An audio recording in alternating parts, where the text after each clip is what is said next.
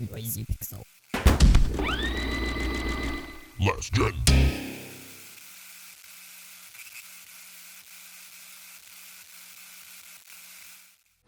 Today, South Korea is known for releasing the most popular mobile games on the market. The region's developers have seen wide success in the field, with some titles making millions of dollars off of players with the help of gacha systems and hundreds of waifu and husbandos. This is what makes the Magna Carta series from Korean developer Softmax such a surprise. The game's development is a story of a team that wouldn't give up on the IP, even after a recalled entry and the end of a console generation. So let's take a trip to Euphoria in this installment of Last Gen Magna Carta Tears of Blood.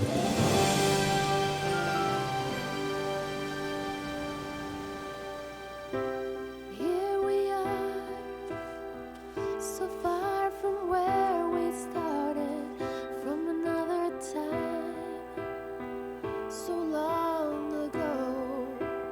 In November of 2004, Magna Carta Crimson Stigmata released in Japan from developer Softmax and publisher Banpresto. At the time, Softmax was known for their long-running SRPG series, The War of Genesis. However, following the release of The War of Genesis 3, they set their sights on a new series known as Magna Carta. Softmax brought on Young Tae Kim as the character designer for the project, who was gaining popularity for his style. However, Crimson Stigmata would not technically be the first entry in the series. After being brought onto the team, Hyung created characters for a PC game titled Magna Carta: The Phantom of Avalanche. He would base his designs on the script provided to him, as he oversaw all the animation and 3D modeling, so the in-game characters looked similar to their illustrations, which was very important to him. However, The Phantom of Avalanche's 2001 launch on PC was riddled with bugs, and could be completed in under 10 hours. Many fans felt that the visuals were dated, and the characters were overly dramatized to the point of confusion. Shortly after the launch, Softmax recalled the game. Instead of giving up on the series, the team returned to the drawing board to develop a remastered version of the game titled Magna Carta Crimson Stigmata for the PlayStation 2. This title would feature reworked graphics, new character arcs, a refined battle system, and updated gameplay mechanics. While some elements of the plot would remain the same, the two titles were vastly different from one another. Crimson Stigmata would tell the story of Callants, a leader within the mercenary group named Tears of Blood. The story revolves around revenge against a non-human species known as Yesun, who killed their friends and family before the events of the game. After being ambushed while out on a mission, Callants sacrifices himself to save his friends and wakes up in a cave being healed by an amnesiac woman named Wraith. It turns out Wraith is a powerful magic user and a vital key in the game's narrative. The game sold moderately well in Japan, with over 300,000 sales in the region overall. This piqued the interest of Western publishers who wanted a piece of the action, which led to Atlus localizing the title and renaming it to Magna Carta Tears of Blood. However, the game wouldn't release in North America until November of 2005. The time between regional releases was attributed to licensing and localization agreements between Atlus and Softmax. However, one element of the game that needed a bit more explanation was Callants' feminine design. At first glance, it's easy to mistake many of the game's male leads for females, which Hyung had to address. In an interview, Hyung mentioned that even during its Eastern release, his costume sparked controversy. Although he mentioned that he shouldn't hide the skin of a character, even when it comes to a male, he also added that the first concept art of the character was even more feminine, but his colleagues made him change it. In later interviews, Hyung shared that Callants was supposed to make the audience feel a little awkward, and that is why the clothing and anatomy of the character were more feminine than usual. He added that he wouldn't usually draw male characters like that. The Western release would also see an English dub for many of the game's pieces of dialogue. Sadly, this didn't do the game any favors, as the dialogue and interactions between the characters felt jarring and removed the player from any emotion the game was trying to convey. At least it pays well, since it's a secret mission. Captain! Sorry if I startled you. It was just a reflex. After looking around, we weren't able to find who provided these voices for the characters, as they weren't even listed in the game's credits. Given that Tears of Blood focused on elements of war, the idea of censorship in the Western release was thought to have been an issue. However, in an interview, Atlus stated that even though Magna Carta tackled thought-provoking material, there was really no need to censor any of the content in the game, and to the best of their knowledge, there was nothing censored in the Japanese port. During gameplay, players were allowed to explore various sections of a map. When in a dungeon, players have two different movement speeds, run and walk. Running got you through faster, but if an enemy spotted you, it would initiate surprise attacks, which made the battles longer since you had to wait for the enemy to make two moves before you could act.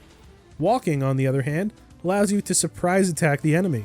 The drawback here is that getting around dungeons was time consuming no matter which mode you chose. If characters were low on HP, players could also rest anywhere on the map to regain health slowly, but this might cause an enemy to surprise attack you. Battles are where Tears of Blood is at its most ambitious. Players can create 3-person parties, but only one character can be used at a time. Character actions are based on leadership, which changes throughout as it adjusts to whether you're losing or not. Suffering damage or a fallen ally will cause your attacks to take longer, but if you're doing well, you get to take an action sooner.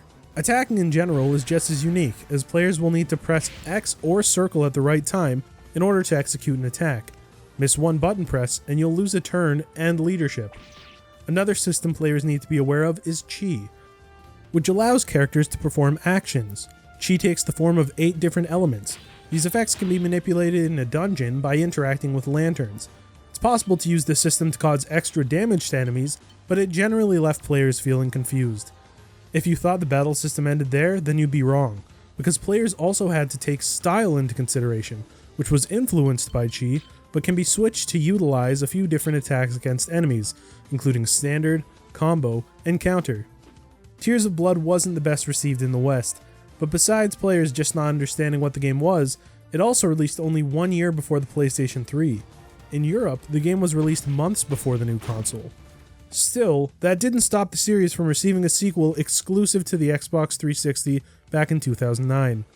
Tears of Blood also received a PSP port in Japan back in 2006, which was pretty much the entire PS2 version put on the handheld.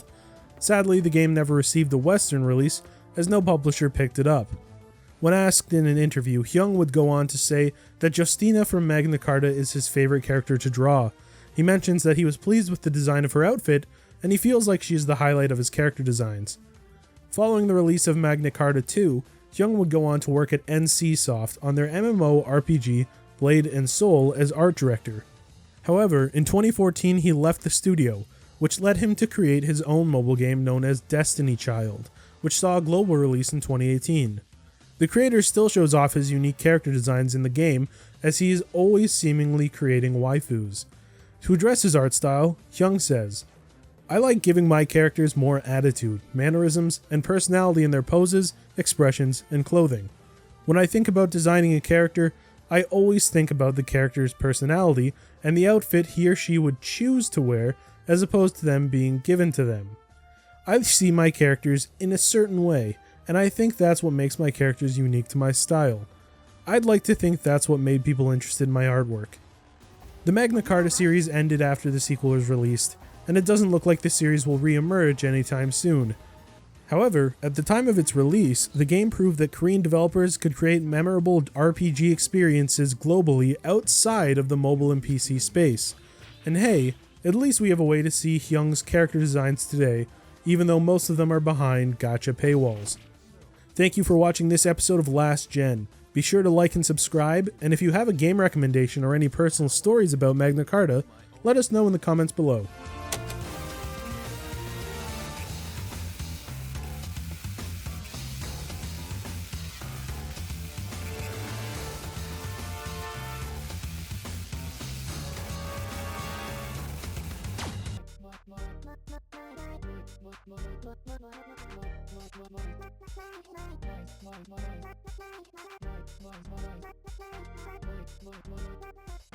Noisy Pixel.